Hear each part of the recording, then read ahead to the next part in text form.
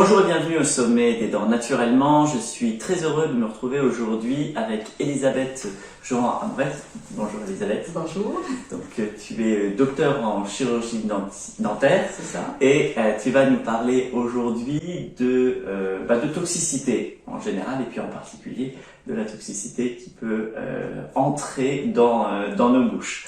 Mais peut-être avant d'aborder le sujet, est-ce que tu pourrais nous va te présenter en quelques mots et puis nous dire ce qui, toi, dans ta pratique, t'a amené à peut-être pas utiliser le terme spécialisé, mais voilà, tu as un regard un peu précis sur la question. Alors, je suis assez curieuse et quand je me pose des questions, j'aime bien trouver les réponses. J'ai toujours adoré la biologie, un peu moins la chimie, mais j'ai appris à l'aimer quand même. J'aime bien la physique aussi et j'aime bien surtout faire des ponts entre ces différentes spécialités parce que je trouve qu'on nous a appris beaucoup de choses pendant nos études, mais pas toujours, de manière assez théorique et pas toujours suffisamment pratique. Donc voilà. Donc après sur les patients, on a quand même quelquefois des observations qui sont faites ou des interrogations de la part de nos patients qui nous obligent à chercher un petit peu plus loin ou aller voir un petit peu plus dans l'anatomie, dans la biologie, etc. pour leur trouver des réponses. Et c'est pas inintéressant. Ça demande du travail, mais c'est pas inintéressant. Et donc il y a ce sujet-là, la toxicité qui s'est présentée vis-à-vis de tes patients. Mais peut-être avant de rentrer sur la toxicité spécifique de la bouche, est-ce que peut définir c'est quoi la toxicité en quelques mots? Alors, un produit toxique, c'est un produit qui peut nuire au bon fonctionnement de l'organisme. Alors, ça peut être un produit chimique, mais ça peut être aussi un produit, disons, plus naturel, mais ce produit naturel, il contient aussi des molécules chimiques. Il y a des poisons dans la nature aussi. Et ça peut être aussi des ondes physiques. Bon, ça, c'est pas toujours très bien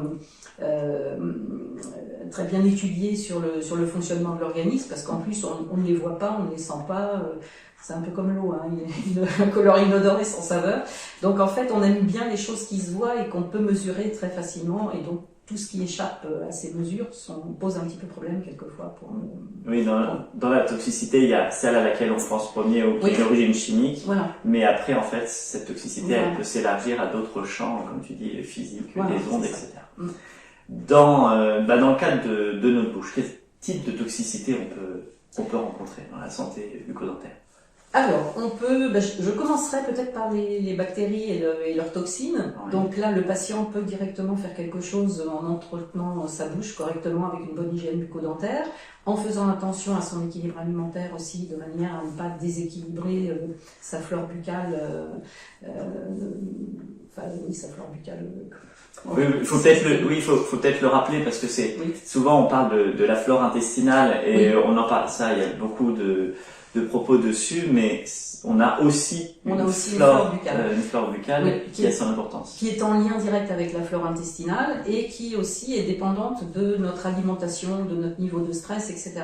Parce que notre alimentation, notre niveau de stress vont modifier les paramètres aussi en bouche, entre autres l'acidité. Ça peut être aussi le débit de la salive qui peut être modifié par certaines substances, on en parlera peut-être un petit peu plus tard. Et donc tout ça, ça va créer des déséquilibres de la flore qui vont pouvoir entraîner des problèmes de caries ou bien des problèmes parodontaux.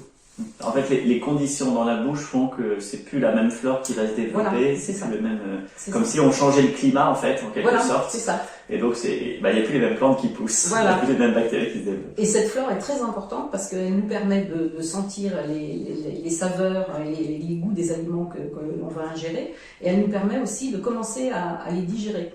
Et quand on étudie un petit peu la flore dans la bouche, on s'aperçoit que les bactéries ne sont pas localisées au hasard dans la bouche. C'est vraiment très très intéressant d'approfondir ce sujet. Bon, sans rentrer dans les détails, mais en fait dans une bouche, en fait, on va avoir certaines zones, on va avoir certains types de bactéries et d'autres zones, d'autres types. Voilà, entre autres sur la langue, par exemple. Et donc les bactéries se contrôlent les unes les autres aussi, hein, comme s'il y avait des petits groupes de personnes. Toi, tu fais pas partie de mon groupe, tu vas plus loin, etc. Et à partir du moment où on a une alimentation qui détruit tout cet équilibre, on va commencer à avoir des problèmes. Est-ce que toi, là, en quelques mots, tu rencontres dans l'alimentation des choses, dans l'alimentation commune, courante, on va dire, est-ce qu'il y a des choses qui vont avoir une toxicité vis-à-vis de cette flore en particulier? Alors, le plus courant, je dirais, ce sont les sodas. Les sodas sont très acides, sucrés ou bien avec des édulcorants. Les édulcorants vont créer aussi un déséquilibre et puis vont créer des problèmes aussi même au niveau du pancréas, alors que bon, les personnes ont bonne conscience parce qu'il n'y a pas de sucre dans le produit. Mais ces produits-là sont vraiment très délétères. En particulier les sodas 0% ou sans sucre. Oui, enfin, c'est sans sucre. Moi, je mettrais tous les sodas dans le même. Voilà. Tous dans la même boîte. Je n'en sauve pas un seul. En plus, ce sont des produits qui ne sont pas du tout utiles à la bonne santé de l'organisme. Donc, si on a une alimentation équilibrée, on peut très bien boire de l'eau. On n'a pas besoin d'avoir des sodas. Merci beaucoup, Elisabeth, pour cette introduction à la toxicité en fait dans la santé bucco-dentaire, on va pouvoir le dire comme ça en quelque sorte. Dans le sommet des dents naturellement, tu vas aller un petit peu plus loin sur les différents types de toxiques qui peuvent exister. On va voir évidemment la place du fluor, la grande question que l'on se pose lorsqu'il s'agit d'hygiène dentaire, et puis il y a d'autres formes de toxiques qu'on peut montrer, puis on va surtout voir qu'il y a des solutions.